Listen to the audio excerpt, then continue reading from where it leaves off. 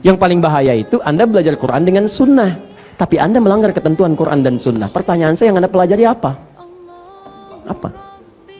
Pernah satu ketika saya disebut sesat, wong sesat. Apa di antara kesesatannya? Ini ustadz yang membenarkan kunut. Innalillahi wa inna ilaihi raji'un. Saya cuma menyampaikan secara objektif karena kita diamali pengetahuan. Saya ini subuh saya tidak kunut, saya kunut nazilah. Tapi kalau saya diundang kemudian di masyarakat itu kunut subuh, saya pimpin dengan kunut. Itulah keteladanan dari imam-imam kita sebelumnya. Karena yang kunut ada dalilnya, saya terangkan dalilnya. Yang tidak kunut ada dalilnya, ini dalilnya. Yang tidak kunut menyebut yang kunut bid'ah, saya jelaskan hadisnya begini, maksud kalimat bid'ah itu begini, begini, begini, begini. Saya tuliskan semuanya. Anda tahu apa yang terjadi? Sekelompok orang datang karena dia tidak kunut, dia menyoal yang lain itu yang kunut salah semua, bid'ah. Kalau bid'ah itu sesat, kalau sesat itu neraka. Disebutlah saya kemudian sebagai ustadz wong sesat. Apa Anda tidak tahu kalau Al-Hasan itu cucunya Nabi diajari doa kunut? Apa Anda tidak tahu bahwa Ibnu Umar itu kunut? Tuh, sampai bersin, alhamdulillah. Apa Anda tidak tahu kalau Imam Asy-Syafi'i itu kunut? Sedangkan Imam Asy-Syafi'i imam besar, mulia, kitabnya banyak. Gurunya Imam Ahmad bin Hanbal. Imam Ahmad bin Hanbal itu muridnya Imam Asy-Syafi'i. Mazhab Imam Ahmad bin Hanbal menyebar sampai punya murid. Kemudian ada Ibnu Taimiyah, Ibnu Qayyim Al-Jauziyah. Kekinian kemudian Syekh Nasruddin Al-Albani. Muhammad Nasruddin Al-Albani itu mazhab di antaranya Hambali. Diambil oleh beliau banyak. Imam Ahmad bin Hanbal itu muridnya Imam Asy-Syafi'i, menyanjung Imam Asy-Syafi'i. Cuma pilihan dengan gurunya dalam kunut berbeda, tapi tidak pernah menyebut Imam Syafi'i bid'ah. Enggak pernah. Dan silahkan cek, enggak ada dalam zaman sahabat yang kunut dengan yang tidak saling menyalahkan, bahkan mencela dan sebagainya. Pada zaman imam enggak ada. Anda datang ke tempat mazhab yang lain, Anda belajar fikih mazhab itu, bukan orang itu disuruh mengikuti mazhab Anda. Salah.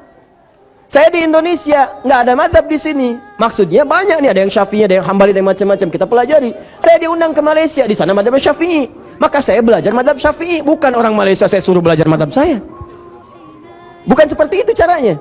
Maka kata Imam Asy-Syafi'i, Anda yang imam. Begitu beliau imam, beliau nggak kunut. Dan Imam Syafi'i pun tidak kunut. Makmum di belakang muridnya tidak kunut.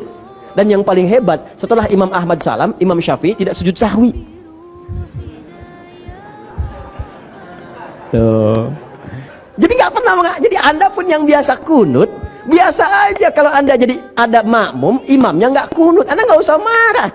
Ini tiba-tiba imamnya selesai, sujud sahwi. Ada lagi yang aneh juga, sama juga begitu, nggak jauh beda kelakuannya. Imamnya kunut, makmumnya kan harusnya ngikutin. Ya kan kata Nabi, innama ju'ilal imamu liyutamma bihi. Imam dijadikan untuk diikuti. Awas, jadi kalau imamnya sujud, Anda jangan ruku. Imam sujud, Anda sujud. Imam kunut, Anda kunut. Di ketika imam mengatakan Allahumma hdina fiman hadait, imma Anda ikuti atau Anda aminkan. Ya, ini kan aneh. Imamnya kunut, dia diem. Allahumma hdina fiman hadait, bid'ah. Gimana? Jika Anda tidak kunut dan sholat di belakang orang kunut, maka Anda mengaminkan, ikut kunut. Coba kalau benar belajarnya tuh seperti itu. Nah, ini yang agak heran itu. Ini kan saya pernah terangkan dalam, nanti satu saat kita ngambil bab fikih ikhtilaf. Nabi itu kan memberi tuntunan, ini terakhir ya. Nabi memberi tuntunan tuh gini, ada dua. Satu dalil, satu contoh. Satu dalil, satu contoh. Kalau ini ada, maka ini menunjukkan tidak ada alternatif dalam ibadah karena semua umat bisa mengerjakannya. Jadi nggak boleh kreatif. Ya, jangan terlampau kreatif. Misal takbir nih, takbir itu satu contoh, satu dalil. Ucapkan Allahu Akbar. Kata Nabi, fayaqulu, maka dia ucapkan Allahu Akbar. Allahu Akbar. Jelas sekali. Contoh jelas, dalil jelas. Kenapa tidak ada alternatif? Karena semua umat bisa mengerjakan dia. Jadi Anda nggak usah kreatif. Tiba-tiba Anda sholat, Allahur Rahman. Kenapa nggak Allahu Akbar, Pak? Itu keseringan dari dulu begitu. Karena nama Allah banyak. Dalilnya Quran surah 17 ayat 110. Qulidullah awid ar-Rahman. Sebut nama Allah atau ar-Rahman. Ini yang benar Nabi atau orang ini terlampau soleh? Jadi kalaupun dia punya pendapat bertentangan dengan dalil, pendapat bertentangan dengan contoh Nabi, maka tepikan pendapat itu walaupun dia memukau. Tepikan. Jelas? Ada pengetahuan, jangan menganggap orang lain salah dulu.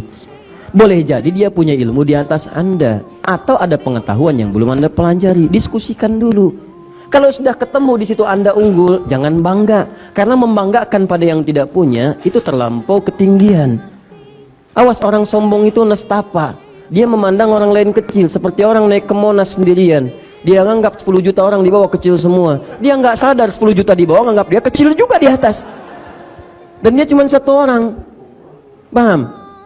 Jangan kalah lah. Kalau sudah sombong, ketinggalan sama tukang pancing. Tukang pancing lebih jagoan. 3 orang mancing, Bu. Sombong mau mancing. Yang satu mengatakan, nih umpan saya nih. Begitu saya celupin ke air, ikannya langsung pada nongol. Masya Allah. Yang kedua diam aja. Begitu dia mau menyiapkan umpan, kata yang kedua, nih umpan saya. Baru saya giniin, ikannya udah naik ke atas. Jadi dilempar om, ini ya. Yang ketiga tenang aja kan. Yang dua bingung. Kamu gimana? Kata yang ketiga, saya kalau mancing hari Sabtu, hari Jumat ikan datang ke rumah. Cuman buat nanya aja, besok mancing nggak kan? Nggak ada kerjaan lah kalau sombong itu, nggak ada kerjaan. Nah, kalau terbukti orang yang salah, jangan mencela, maafkan dan belajar sama-sama. Jelas ya? Nah, kalau seperti itu indah, itulah anugerah terindah yang kita miliki.